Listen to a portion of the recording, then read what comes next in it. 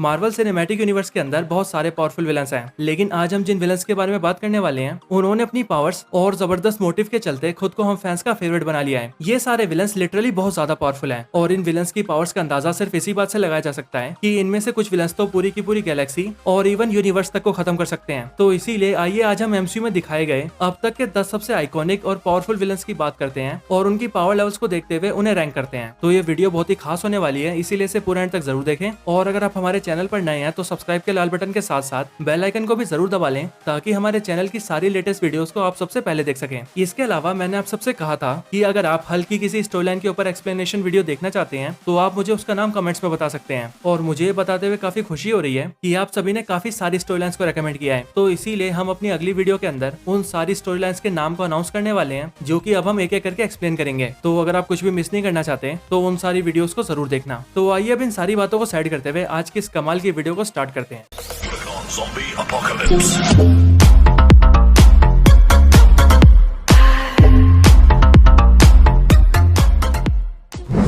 Number 10 लोकी। तो God of mischief लोकी एक powerful villain होने के साथ साथ एमसीयू का सबसे इंटरेस्टिंग विलन भी है और एमसीयू का ये इंटरेस्टिंग विलन एवेंजर्स के लिए अब तक कई बार खतरा बन चुका है। लोकी एक ऐसा विलन है जिस पर कोई भी भरोसा नहीं कर सकता क्योंकि लोकी कभी भी और किसी को भी धोखा दे सकता है और इसीलिए ये चीज लोकी को बहुत खतरनाक बनाती है। बात करें लोकी की फिजिकल पावर्स की तो लोकी फिजिकली बहुत ज्यादा पावरफुल तो नहीं है, लेकिन लोकी मेंटली बहुत ज्यादा पावरफुल और स्ट्रॉन्ग है जो कि हर सिचुएशन को बड़े आराम से संभाल सकता है। लोकी के पास एसगार्डियन मैजिक का नॉलेज भी है, इसीलिए वो मैजिक को भी बड़े अच्छे से यूज कर सकता है और लोकी की ये मैजिकल पावर्स उसे बाकी के विलन्स के मुकाबले कई ज्यादा पावरफुल बनाती है। एमसीयू के अंदर लोकी अपने भाई थॉर को भी कई बार मारने की कोशिश कर चुका है और इसके अलावा द एवेंजर्स मूवी के अंदर भी वो लोकी ही होता है जो कि चित्तौरी आर्मी के साथ मिलकर दुनिया में तबाही मचाता है। Number 9 Abomination. तो एबोमिनेशन मार्वल यूनिवर्स के अंदर हल्क के सबसे पावरफुल विलन्स में से एक है और जो कैरेक्टर हल्क का विलन हो वो कितना ज्यादा पावरफुल हो सकता है ये तो हम सभी जानते हैं। एबोमिनेशन यानी कि एमिल ब्लॉन्स्की हल्क से बहुत ज्यादा हेट करता है और इसीलिए वो हल्क को मारने के लिए हल्क के डीएनए को अपनी बॉडी के अंदर इंजेक्ट कर लेता है और फिर बनता है एबोमिनेशन। एबोमिनेशन के फिजिकल स्ट्रेंथ की बात की जाए तो वो हल्क जितना स्ट्रॉन्ग तो नहीं है, लेकिन उसकी स्ट्रेंथ हल्क से कुछ खास कम भी नहीं है और ये हमने अच्छे से देखा था एमसीयू की द इनक्रेडिबल हल्क मूवी के अंदर, जहाँ पर एबोमिनेशन हल्क को बहुत ज्यादा डैमेज कर देता है और इसीलिए एबोमिनेशन इतनी पावर्स आराम से होल्ड करता है कि वो एवेंजर्स टीम के कई मेंबर्स को बड़े आराम से हरा सकता है। Number 8 Ronan. Ronan the एक्यूजर MCU का एक बहुत ही पावरफुल और डेंजरस विलन है जो कि एमसीयू के अंदर टोटल 2 मूवीज के अंदर अपीयर हो चुका है और ये दोनों मूवीज हैं guardians of the Galaxy volume 1 और वॉल्यूम 2। रोनन क्री की पावरफुल मिलिट्री का कमांडर है जो कि कई सारी गैलेक्सीज पर अपना आतंक मचा चुका है। और बात की जाए रोनन के फिजिकल स्ट्रेंथ की तो रोनन फिजिकली इतना स्ट्रॉन्ग है कि वो बिना ज्यादा एफर्ट के नोवा सोल्जर्स और ड्रैग्स को भी हरा देता है। रोनन सबसे पावरफुल क्री है जो कि इतना पावरफुल है कि वो पावर स्टोन को भी होल्ड कर सकता है। Number 7 Ultron. तो अल्ट्रॉन एक आर्टिफिशियल इंटेलिजेंस प्रोग्राम है जिसे दुनिया को बाहरी खतरों से प्रोटेक्ट करने के लिए बनाया गया था, लेकिन एक बार पूरी तरह से डेवलप होने के बाद ये इंसानों के खिलाफ हो गया, जिसके बाद इसने दुनिया के सारे इंसानों को ही खत्म करने की कोशिश की। अल्ट्रॉन ने अपने क्रिएट होने के बाद ही खुद के लिए रोबोटिक बॉडी को भी तैयार कर लिया था और उसके बाद उसने अपने लिए एक पूरी आर्मी भी तैयार कर ली थी। एक आर्टिफिशियल इंटेलिजेंस प्रोग्राम होने की वजह से अल्ट्रॉन के पास दुनिया की सारी नॉलेज आ जाती है और क्योंकि अल्ट्रॉन का कोई फिजिकल फॉर्म भी नहीं है इसीलिए उसे पकड़ पाना भी एवेंजर्स के लिए बहुत मुश्किल था। अल्ट्रॉन एक बहुत ही पावरफुल विलन है जिसने एवेंजर्स को फिजिकली डैमेज करने के साथ साथ मेंटली भी डैमेज किया था और अगर अल्ट्रॉन अपने बनाए हुए प्लान को अंजाम दे देता तब उससे वो एक ही बार में पूरी दुनिया को खत्म कर सकता था। Number 6 Hela. Goddess of death Hela Thor की बहन और ओडिन की बेटी है। हेला सबसे पावरफुल एसगार्डियंस में से एक है जो कि अपने फादर ओडिन के साथ मिलकर पूरे 9 रियम्स को कॉन्कर कर लेती है, लेकिन क्योंकि हेला उसके आगे भी पूरे यूनिवर्स को जीतने की कोशिश करती है इसीलिए ओडिन उसे वहीं रोक देते हैं और उसे हेल के अंदर कैद कर देते हैं। हेला एमसीयू की एक ऐसी विलन है जो कि बिल्कुल ही मर्सीलेस है और अगर बात की जाए हेला की पावर्स की तो हेला बड़े आराम से म्योनिर को तोड़ चुकी है, वेलकरीज की पूरी आर्मी को अकेले ही मार चुकी है और थॉर रैग्नारोक के अंदर एसगार्ड के एसगार्डियन वॉरियर्स को भी मार चुकी है। हेला के पास मैजिकल पावर्स भी हैं और अपनी इन मैजिकल पावर्स से वो अपनी मरी हुई आर्मी को भी फिर से जिंदा कर देती है। इसीलिए इन सारी बातों से पता लगता है कि मौत की देवी हेला बहुत ही पावरफुल विलन है। Number 5 shorter. तो सर्टर एमसीयू का एक पावरफुल विलन होने के साथ साथ एमसीयू के सबसे पावरफुल बीइंग्स में से भी एक है क्योंकि सर्टर लिटरली बहुत ज्यादा पावरफुल है। सर्टर एक फायर डीमन है जो कि मस्फिलहाइम को रूल करता है। सर्टर इतना ज्यादा पावरफुल है कि उसे खत्म कर पाना भी बहुत मुश्किल है और थॉर रैग्नारोक के अंदर भी हमने ये देखा था कि एक बार थॉर के हाथों खत्म होने के बाद भी सर्टर इटर्नल फ्लेम की मदद से फिर से वापस आ जाता है, जिसके बाद अपनी ट्विलाइट स्वॉर्ड की मदद से सर्टर हेला के साथ साथ पूरे एसगार्ड को भी खत्म कर देता है।